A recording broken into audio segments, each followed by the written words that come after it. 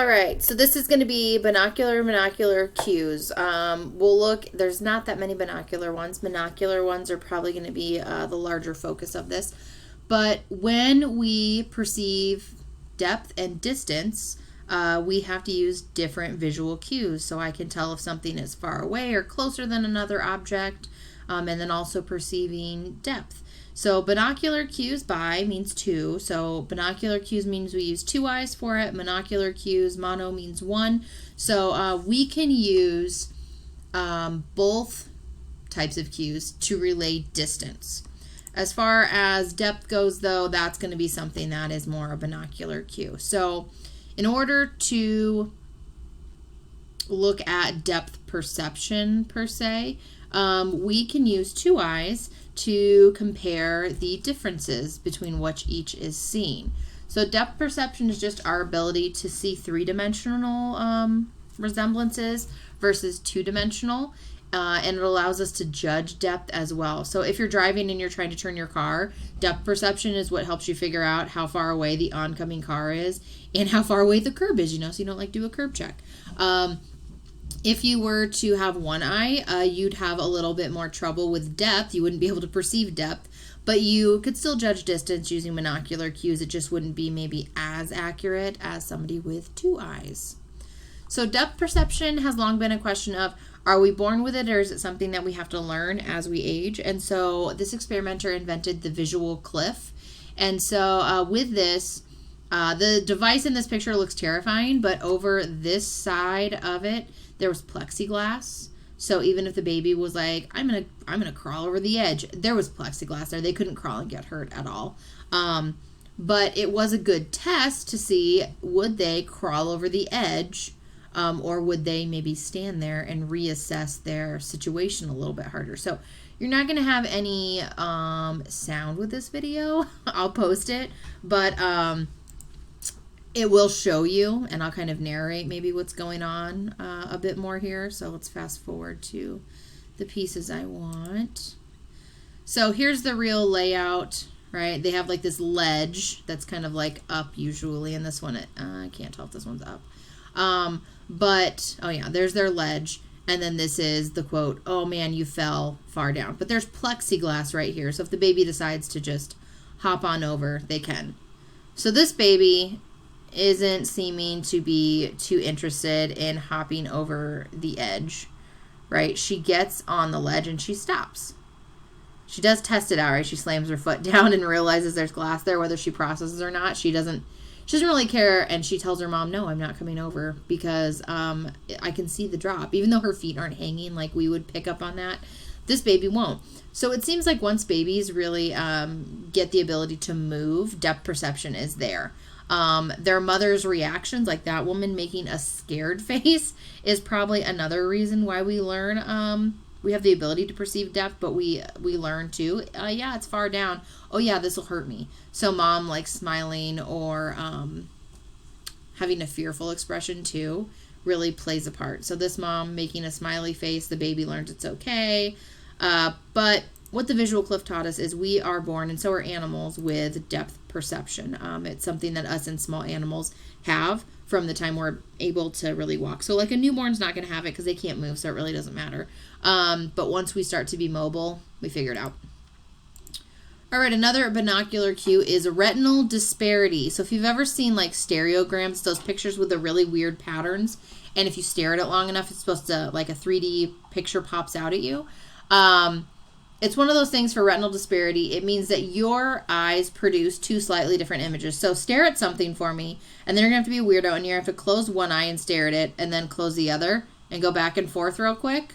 When you do that, you can see that your eyes are getting slightly different images, right? Your eye on the left or on the right side is going to pick up more of this stuff way over to the right, and your eye on the left side to pick over here and less of this. But when we look at our full image, it's because both of our eyes are giving us what the feedback is. So it's most effective when objects are close, but it is one of our cues. And I don't know if it's our book or the Myers book that talks about the finger sausage, though. If you put your fingers up like this in front of your face and you stare past them, So you kind of have to like look at something behind your fingers over the tops of them. And then if you go back and forth, you'll have this weird little finger sausage up here. So don't actually touch your fingers. Just keep them apart and go like this. And don't look at them. Look past them or over them. And you'll see a weird little finger sausage up here because of retinal disparity. Convergence is another binocular cue. So if I have my finger way, way out in front of me, my eyes are pretty evenly spaced, right? They're kind of looking like they're both staring straight forward. But the closer something gets, my eyeballs converge on each other and start tipping inward. So if I take my finger and I bring it closer and closer and closer to my face, I go cross-eyed almost. Because if my eyes are pointed straight ahead, it means the object is far away, versus when my eyes start turning and looking more towards each other, I have to converge because the item is very, very close to my face. So that is one of the cues. So depth perception's there. I have retinal disparity. I have convergence. All of these things are being taken in by my brain and assessing how far or close something is. Now, depth cues are available to either eye on their own, actually, too. So you're not going to get solid depth perception, but you can still figure out distance cues or how far away something is, even using just one eye. So you can perceive motion with one eyeball. One of the ways is like, so when you see a train, it appears to be moving slower in the distance than a car that's closer. So like when you see a plane in the sky moving, it appears to be going very, very slowly across, even though that thing's going at hundreds of miles per hour. It's because it's far away, versus if you're standing there and a car goes right past the sidewalk you're on at 60 miles per hour, it zips right by, and that's because it's closer. Same reason why if you are in the car and you're driving on the interstate, if you were to look out at the farmhouses in the distance, they like slowly go by. But if you look at the grass right next to the interstate, it zips by really, really quick. So we only need one eye to figure that out. Things that are closer by us go by faster, and things that are further away appear to travel slower. Other monocular cues, relative size. So smaller images is more distant. So this, we understand that all of these people are about the same size, but this person back there looks really, really, really small. So that's how we know he is further away, and these people up here are closer to us. They appear larger than this. I only need one eye to notice that, to pick up on it, to be able to process it. And it's one of the cues I know on when I look at this picture. How do I know who's close to me and who's far away? Well, that guy's small. Another thing that I'm using at the same time is interposition. Closer objects block out more distant ones. I know that this guy is closer than this guy because his body blocks out part of this person, right? Or in these circles, I know the blue one is supposed to be closer to me than the red one because the blue overlaps the red. Relative clarity, things that are closer to me appear to be more clear, and things that are in the back appear to be hazy. So in this one, these very crystal clear, those a little foggy looking. Linear perspective. So this is something very normal where in our background, so railroad tracks, it looks like it recedes into the distance, or if you were standing on a straight street, it would look like the sidewalks or the buildings start going to meet in the middle as you go down the path. That's how we know things are further away. They appear to recede towards each other in the distance. Relative motion is what I just talked about. Things that are closer move faster. Things that are further away seem to travel slower from us. And then texture is kind of related to relative clarity. Things that are closer are more coarse. Things that are far away are more distant. So maybe if I'm really far away from the camera, this just looks like a solid gray. But if I were to come up close, it looks more patterned and more coarse. So solid, smooth almost, really, really gradient and coarse feeling or looking. Relative height is probably the one that people get confused the most on. Objects that are higher in your visual field tend to be more distant. So pool balls are all exactly the same size, but if I laid down on the pool table and took a picture like this, this is here, and on my visual field, these guys are up, quote, higher. They're in my visual picture. They're higher up on the film.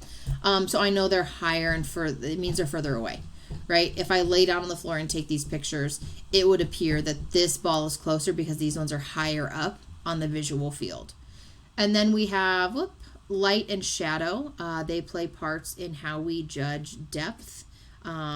as far as if something is concave like this one or if it's popping out, right? It depends on the shadows and the light and how we see it. We interpret it different ways.